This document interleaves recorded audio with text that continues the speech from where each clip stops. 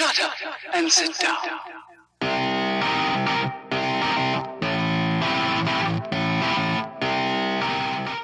Hello Internet surfers and welcome to the Upthing News, bringing you the best articles of Internet that speak truth to power. On this segment, the headline of consortiumnews.com by Norman Solomon says, Drinking the Russiagate Kool-Aid.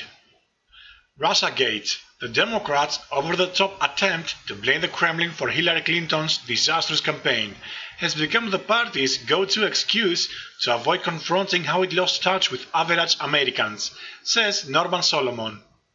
A new book about Hillary Clinton's last campaign for president, Shattered, by journalists Jonathan Allen and Amy Perns, has gotten a lot of publicity since it appeared 2 weeks ago. But major media have ignored a revealing passage near the end of the book.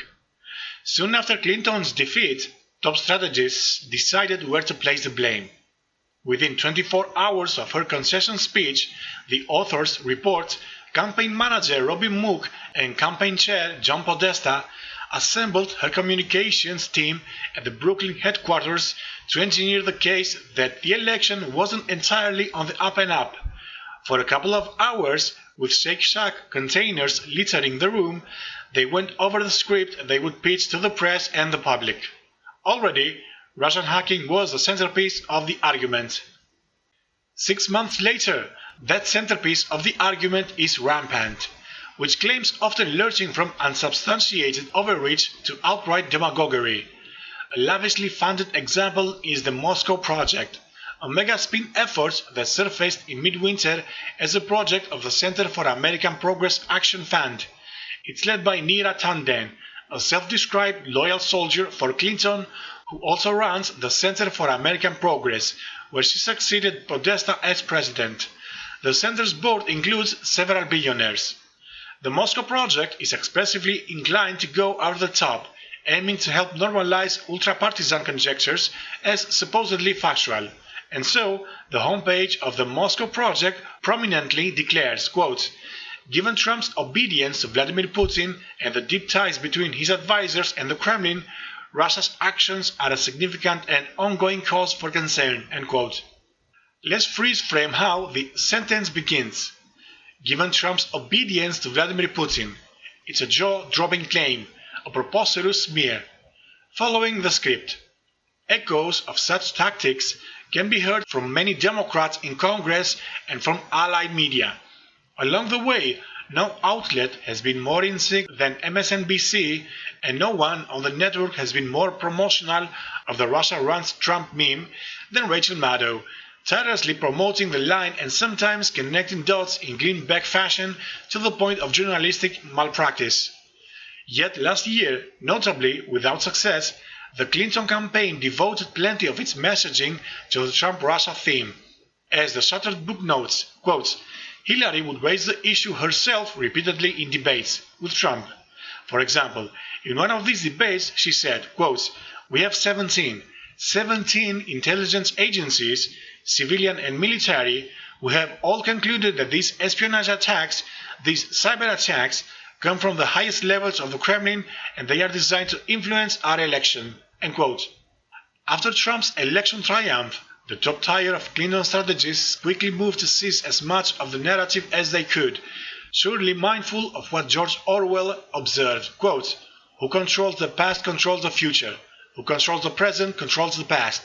After all, they hardly wanted the public discourse to dwell on Clinton's lack of voter appeal because of her deep ties to Wall Street.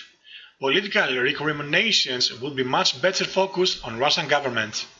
In early spring, the former communications director of the 2016 Clinton presidential campaign, Jennifer Palmieri, summed up the post-election approach neatly in a Washington Post opinion article, quote, If we make plain that what Russia has done is nothing less than an attack on our republic, the public will be with us, and the more we talk about it, the more they'll be with us, end quote.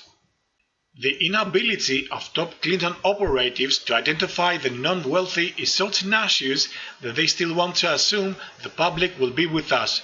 The more they talk about Russia, Russia, Russia.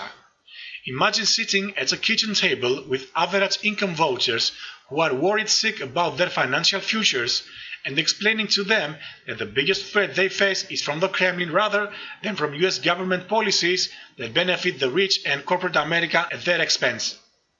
Tone deaf hardly describes the severe political impairment of those who insist that denouncing Russia will be key to the Democratic Party's political fortunes in 2018 and 2020.